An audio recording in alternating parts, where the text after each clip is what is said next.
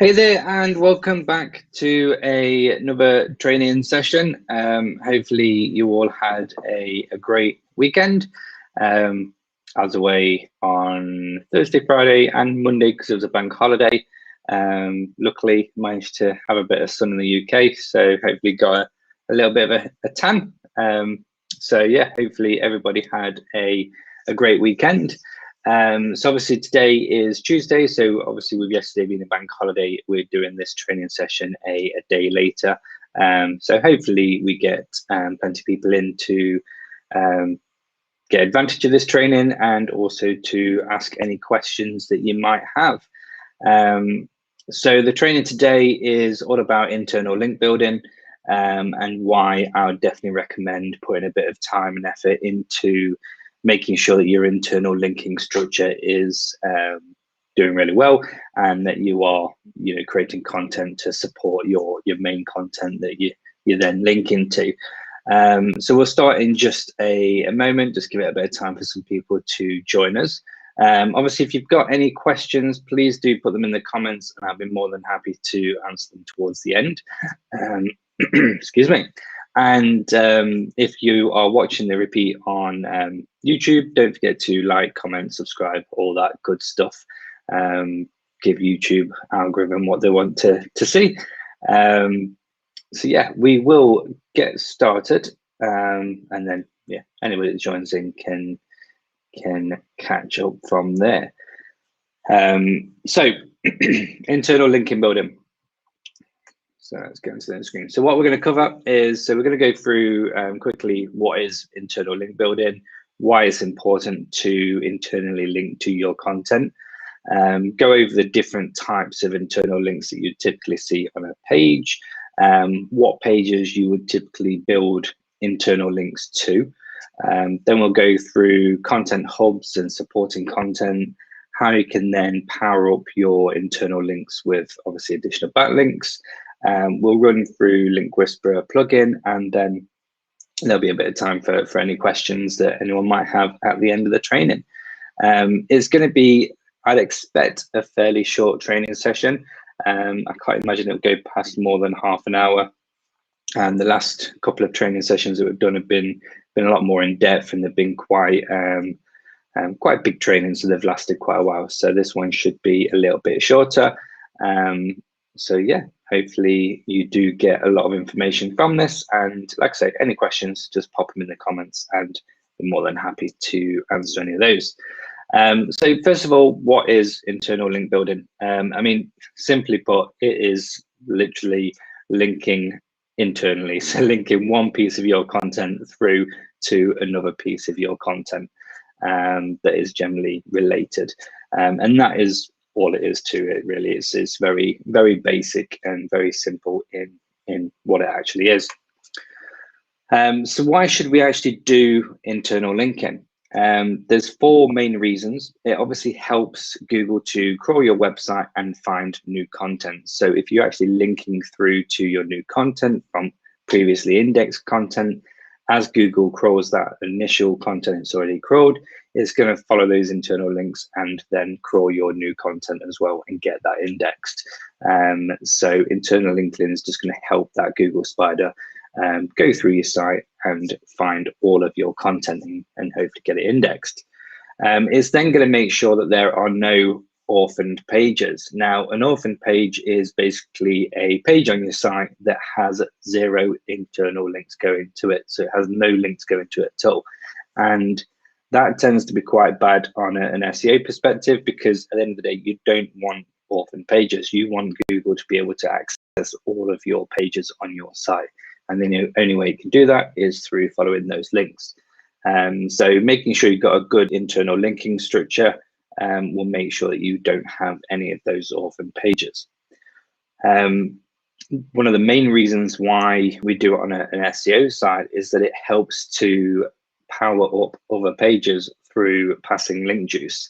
So if you have a best XYZ post, for example, they are typically quite difficult to build backlinks naturally to. You can obviously buy backlinks, you can do guest posts and all that stuff, but to really get natural backlinks from high DR sources such as like Helper Report or OWL, it tends to be quite difficult to get to those best XYZ pages. So what we do is we power up our internal pages, which then link through to our best XYZ pages, passing that link juice across and then helping that best XYZ page rank better.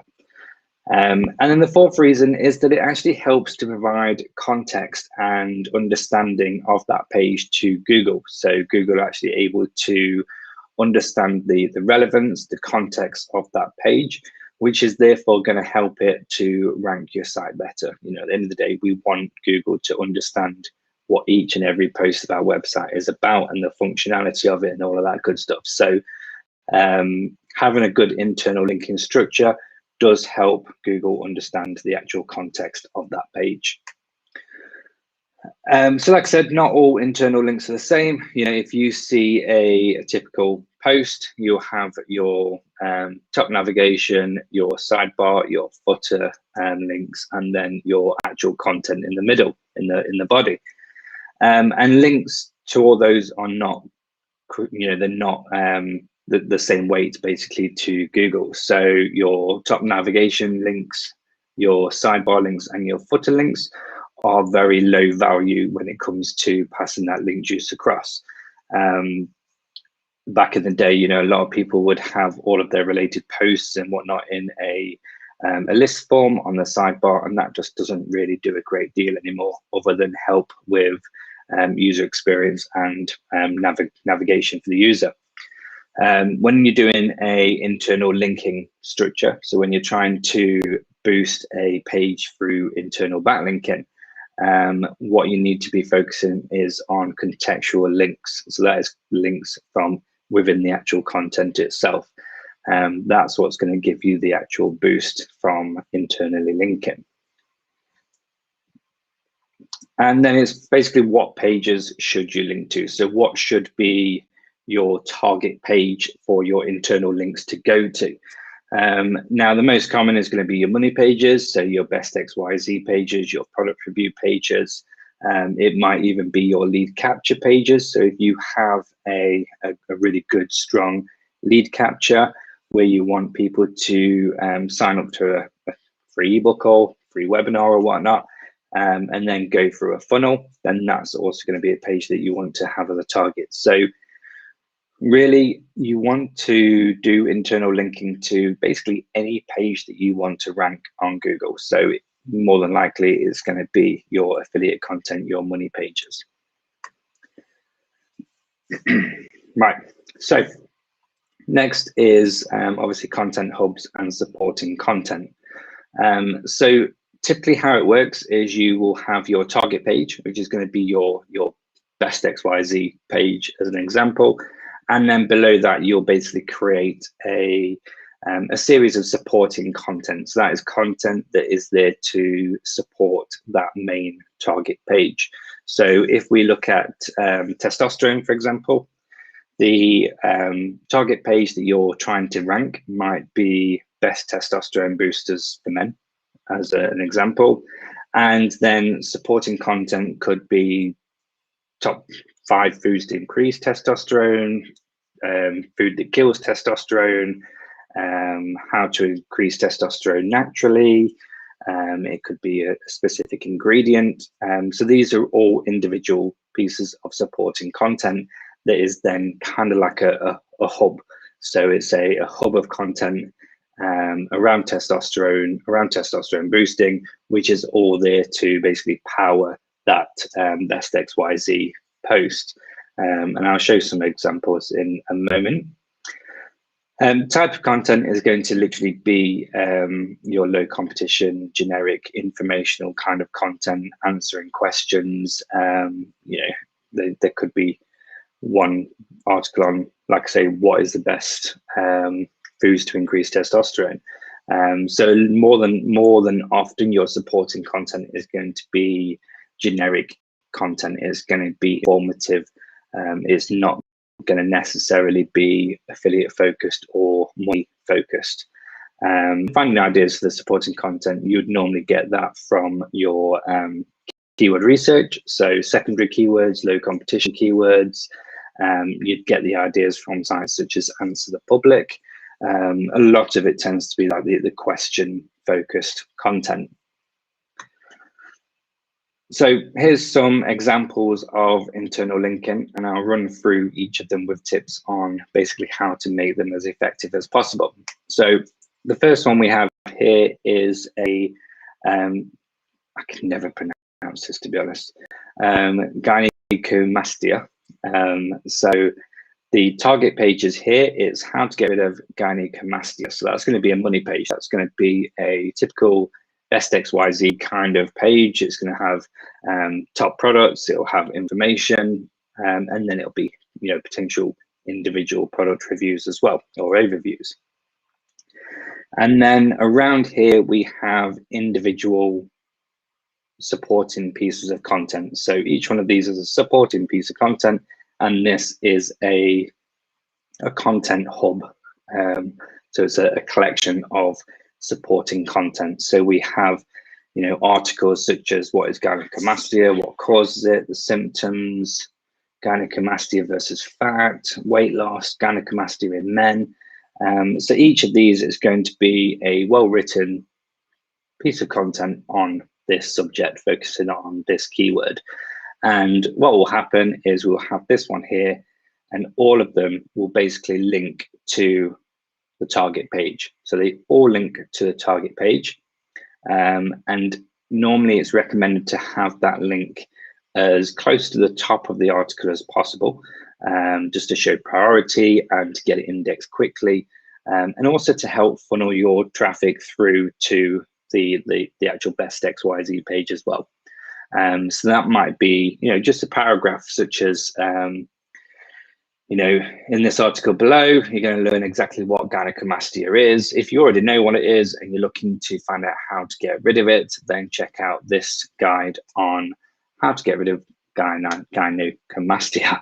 And then that'll link to here. So all of these will link to the target page. And then we also see that this one will link to this supporting piece of content. This supporting piece of content will link back to this one, but then also to this one. And that kind of repeats. This one links to there, then to there, this one links to there, and then to there. And the reason behind that is that your supporting content should really only have 2 to 3 links on it. And they should link to the target page, obviously, and then 1 or 2 pieces of content that link to supporting content within that same hub. So you're kind of keeping it all together nice and tight like this. And the benefit of that is very simple. If we was to build some backlinks to this article, so if this got some backlinks built to it, the link juice from these backlinks would go into this piece of content. They would first go into your target page. It will then go into this article, which the link juice from there will go there and then pass back down to here. It will go here and that will go here and then back to that one, but then also to this one. So it's basically controlling all of that link juice and helping it flow not only to the target page, but then also to your additional supporting pages, so that they can then also pass some of that link juice to the target page as well, and then back to each other just to strengthen it even more. So it's a really good way of keeping control of that link juice. And then here we've just got another one. Obviously I'm using 6 supporting pieces of content here. You don't necessarily have to have 6. There's no, exact number. It all depends on how competitive that keyword is that you're trying to rank your target page for. If it's very low competition, then you might get away with 1 to maybe 3 pieces of supporting content to build that internal linking to. If it's a really competitive term, then you might want to be going into 6, 7, 8, 9, 10 pieces of supporting content to obviously help build that up. So here we have, again, the target page is best workout supplements. And then we have some workout based supporting content, which is passing the link juice to here and to each other. And what really makes internal linking powerful is how you can actually power it up by using backlinks and by building backlinks. So if we can build backlinks to our supporting content, like I mentioned, this will pass the link juice through to your supporting content and then to your target page. What you want to be doing is building second tier backlinks to your backlinks. So the links that go to your supporting content might be really good quality, high quality backlinks. There might be guest posts that you've purchased that are really good, that are getting traffic, that are indexed, that is generally a good quality backlink. And then you can then use a second tier process. You can use lower quality backlinks and get the volume and link those second tier backlinks to your first backlink, which then helps power that up, pass more link juice to that, and then that passes it through to your website. So it kind of just keeps a safety net around your site, basically, because that initial backlink is not on your website, so you can throw lower quality backlinks to it just to help power it up. And then, like I said, the link juice passes through to your target page. So what some people get confused about is the link juice doesn't pass through and come away from your internal page. It's not a certain amount of link juice. Basically, it comes onto your page, boosts that up, and then also passes the power onto the other page as well. So it's not like your supporting content has less link juice because it links through to another page. Hopefully that makes sense. And one of the best ways in which I find to do internal linking is, well, there's two ways. The first way I tend to do is just having a spreadsheet. So literally just creating a Google Sheet document, and every piece of content that I have is on that Google Sheet. And then when I link through to that, I'll put the target URL, the keyword, or the anchor text. And then I can just manually keep track of all of the internal linking. It allows me to also keep track of all of the anchor text as well. So I can make sure that I'm not repeating the same anchor text all the time. I can make sure that I'm varying the anchor text. I'm making, it's going to be descriptive, all of that good stuff. So I'm not impacted by, over optimizing the anchor text. And then the other way is using the plugin Link Whisperer. And I've mentioned this a couple of times on some of the training, but it's a really good plugin that is free. They do have a free version. And to be honest, the free version is more than enough to what you need. So I'll just quickly show that. So if we load up this site here, we can see Link Whisperer here, and then you just go to the reports, and that basically takes us to this page. Now, I haven't got many pieces of content on this website, so that's why there's no real internal linking. But we can see here that none of these have any internal links. So once we start building internal links, we will see them here. And it also shows you the amount of outbound internal links as well. So how many links this is linking out to. And then obviously external links as well, if it's linking out externally. So one of the things that I really like about Link Whisperer is if we go to edit, add links, this will basically take us to the actual article itself. And if we scroll down, we can see the Link Whisperer here, and it has these suggested links here. So basically it says, this piece of paragraph on my article, it recommends linking this text here to this article. And then again, also this paragraph, it recommends linking this text to here and this text to here. So it's basically giving you the recommendations on where you should link to, what you should link to. And that's really, really useful, just because it allows you to find those recommendations straight away. So then you can just go and edit a piece of content and add that internal link in there very easily. And like I say, it is a free plugin. It doesn't cost anything. There is a paid premium version, which basically allows you to simply click a button and add the link, which is not a bad way. But personally, I like to just copy it myself and just do it a bit more manually. But yeah, you can do it by just clicking it if you've got the spare money to buy the backlink. But personally, the plugin. But personally, I would just go for the free version. And I believe that is it. So it's a very quick training session. I mean, the thing with internal linking is it is actually a very simple thing to do, and it's also a very natural thing to do as well. You know, if you've got a piece of content that has related content to it, then you should naturally link to that. Google likes internal linking. Like I say, it helps with them understanding the context of that page and of that article and of the website. So it's definitely good practice to do internal linking. But so many people don't actually do it, and they don't realize how powerful doing internal linking can actually be. I mean, it can be incredibly powerful.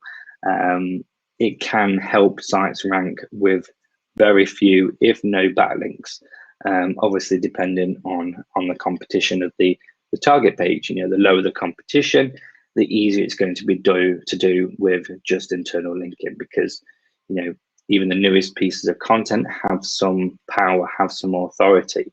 So just building them through and linking them through to your target page is going to help pass some of that. And then powering that up even more by being able to build backlinks to them is naturally going to help push that even stronger. So definitely something that is worth doing. So I'll open it up now to any questions.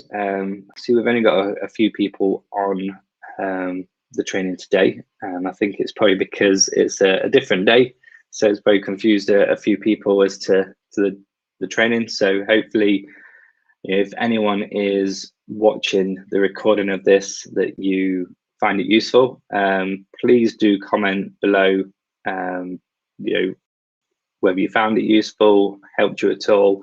It'll be really good to get some, you know, some general feedback on the training, and hopefully it does help you out.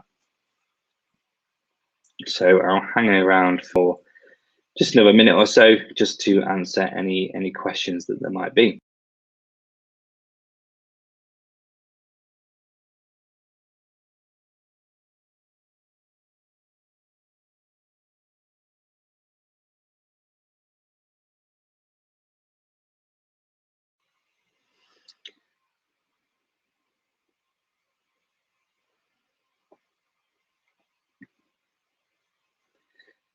And just a bit of an update on More Niche. Obviously, we're working quite a lot on Brutal Force at the moment, pushing that quite a bit.